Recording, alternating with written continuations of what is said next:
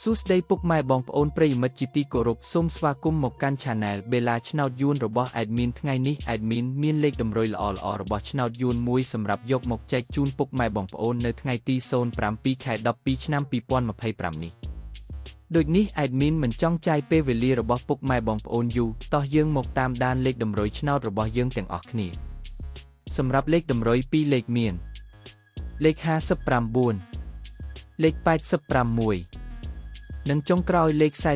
47សម្រាប់លេខតម្រុយអូស2លេខមាន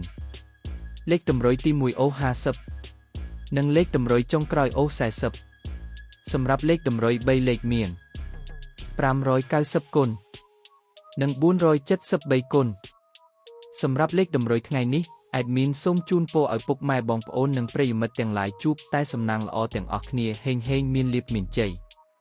ជាចុងក្រោយសូមកុំភ្លេចជួយចុច Subscribe និង Comment ហើយដាក់សញ្ញារូបកណ្ដឹងដើម្បីជាការផ្ដល់កម្លាំងចិត្តមកកាន់ Admin ជាពិសេសងាយស្រួលតាមដានវីដេអូថ្មីៗនិងលេខតម្រុយល្អៗជាប្រចាំថ្ងៃជាមួយ Admin សូមគោរពលាពុកម៉ែបងប្អូនពី Admin Bella ឆ្នោតយួនមួយសូមសំណាងល្អទាំងអស់គ្នាសូមអរគុណ